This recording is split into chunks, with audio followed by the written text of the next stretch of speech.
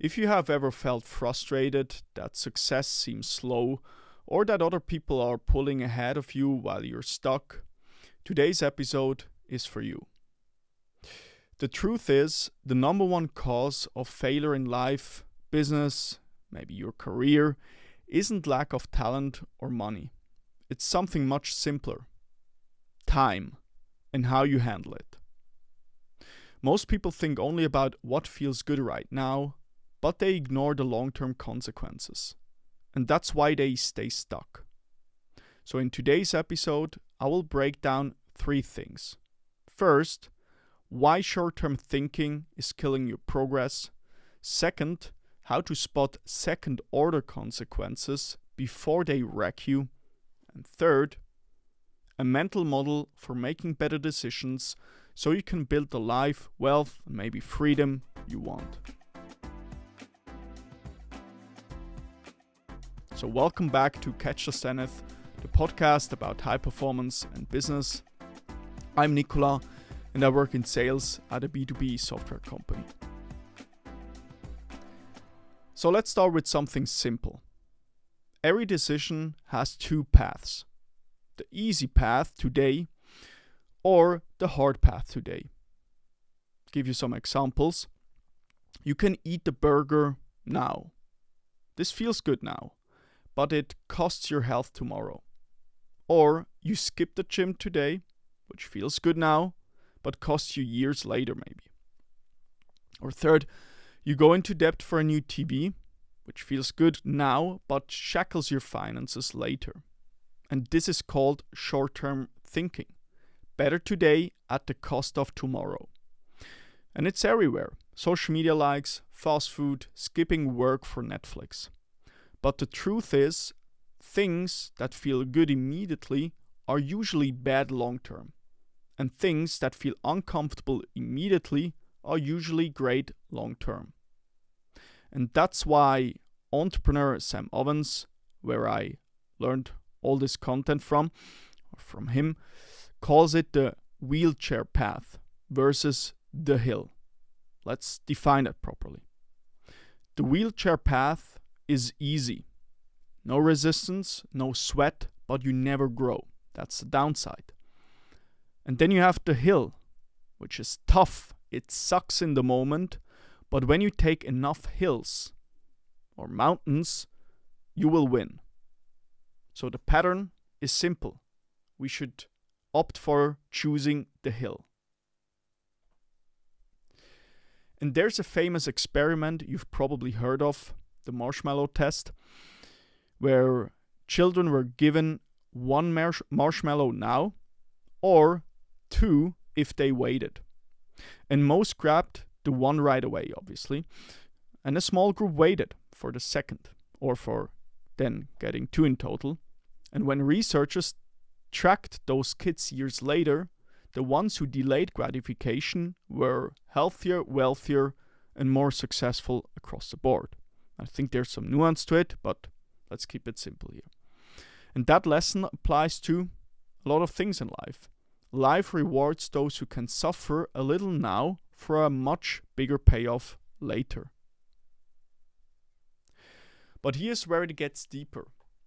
Most people only think about first-order consequences. Give you an example. You buy a TV on debt. What's the first-order consequence? I get to watch TV tonight. But what about the second-order consequence? Now you waste hours watching. That's second-order consequence. What's the third-order consequence? You train yourself to avoid hard work. And fourth-order consequence, laziness becomes your default identity. So one decision spirals into a chain reaction. And it's never just linear, it compounds. And in business, this is lethal. Take Valiant Pharmaceuticals, that's an example. I learned from Sam Ovens. The CEO thought he was smart. He cut R&D, profits shoot up, but stock price soars. And that's first order thinking. But second order, what's the consequence of this behavior? No new products. Third order, competitors overtake you. Fourth order, collapse, bankruptcy, billions lost. And that's the cost of not thinking in time horizons. I think another example could be those Kodak, however they are called, cameras back in the days. They somehow missed this trend with smartphone and everything, so I think they went out of business, if I remember correctly. So they didn't took those second, third, fourth order consequences into consideration. So that's the cost of not thinking in time horizons. So how do you avoid this trap? Here's the model. You draw two axes. Like back in my time at university. Two axes. You have on the x-axis, you have time, short to long term. And then on the epsilon y-axis, you have outcomes. You have upsides versus downsides, or downsides versus upsides. And then you can map every of your decisions. And if you're watching now this podcast episode on Spotify or YouTube, this is basically this here. You have an x-axis, time, and then you have another axis where you can track your outcomes. And let's do two options or two examples. Or option A, let's explain this, usually looks like this. You have a big upside now, so it goes up, right? So you have an upside. And on the time horizon, later you have a catastrophic downside later, so it goes down. So think about fast food, debt, skipping the gym. So again, you have a big upside right now. It gives you immediately pleasure, you enjoy it. But then down the line, it goes again down. It has a downside because maybe your health suffers. That's option A.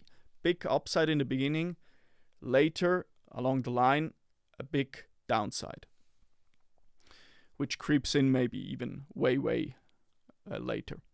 And then you have option B, which is the opposite. You have, if we are starting again with our graph here, you have first a downside. You have some pain now, but if you go down here, we have a massive upside later. So you can think about reading, investing, building skills. So if you read today, the downside is, oh, I need to sit down, focus, give up some other hobbies. But the upside can be, oh, I get very literate.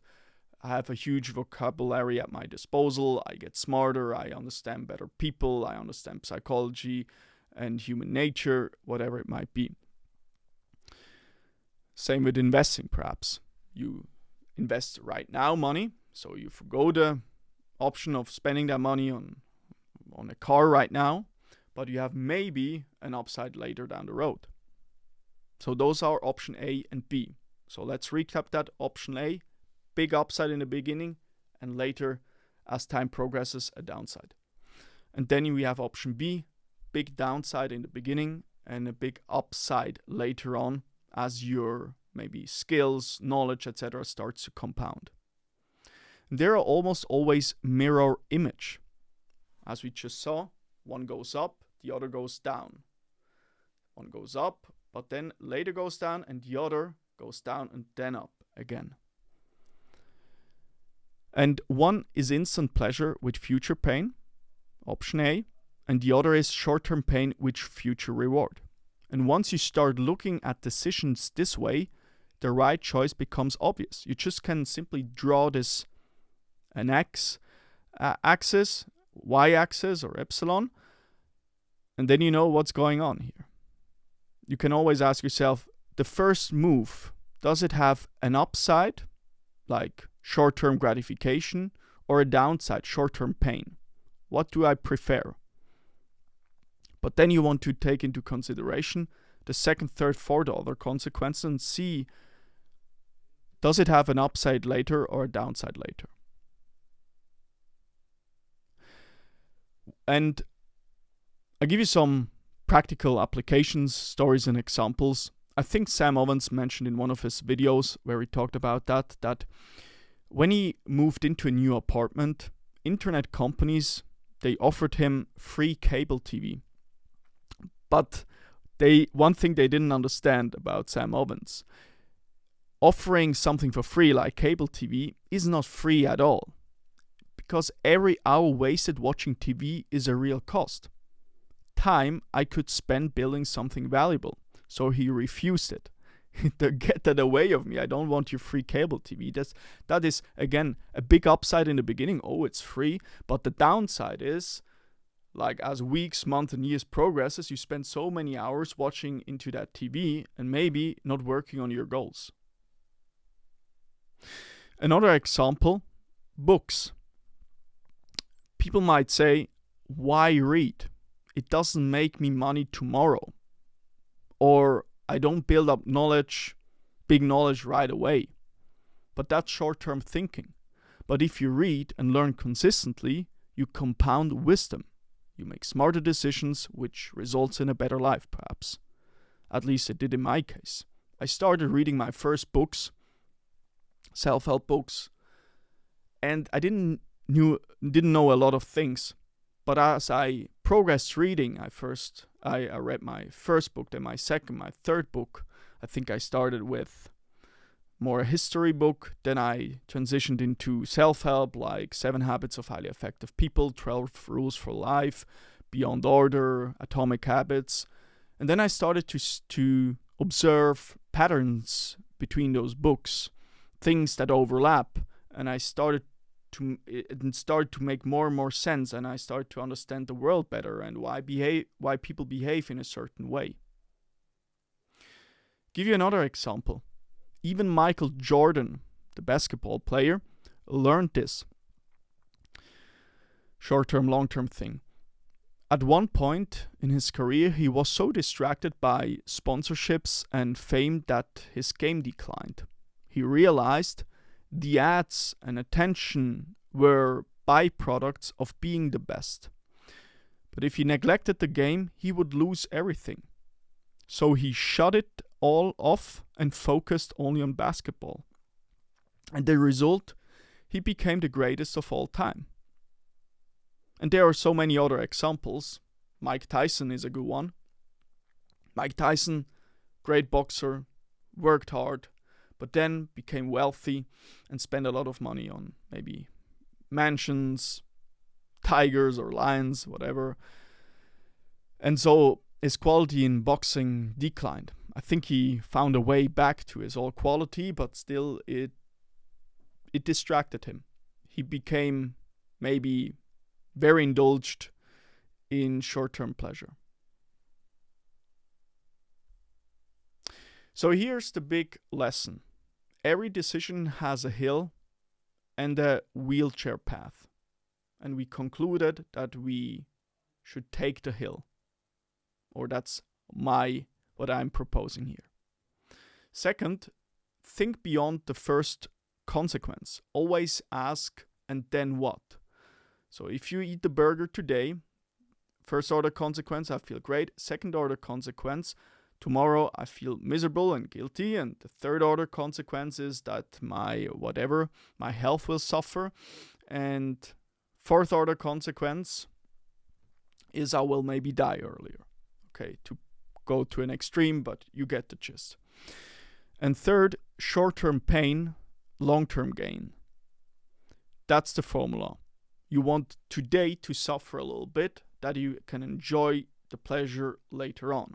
And I'm not saying you should forgo all the pleasure today. That's not my argument.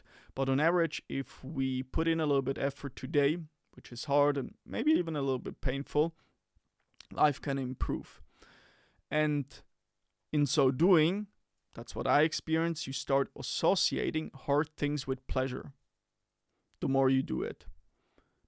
And especially if you reduce your life to a very simple environment where doing hard things is normal, and then you start getting the pleasure, the enjoyment in life from hard things. So if you master this one habit, thinking long-term and spotting second-order consequences, your success becomes almost inevitable. That's what I think. At least it helped me tremendously in my career moving forward, knowing that if I pay attention on stuff like eating healthy, working out, sleeping properly, doing a deep work session early in the morning, and saying no to a lot of things, life can improve. And that doesn't necessarily need to be for the rest of our lives, but in certain seasons of our lives, we say no to a lot of things and yes to one big thing, and there comes other seasons in our lives. There's a season where we work a lot. There's another season where we maybe focus more on family and build up a beautiful, make children, wife, focus on our wife. Obviously, we should do that all our entire life and have a great relationship.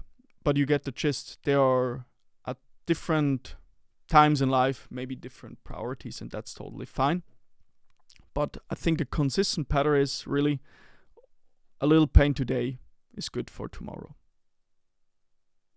So thanks for listening to Catch the Zenith. If this episode resonated, here's your challenge.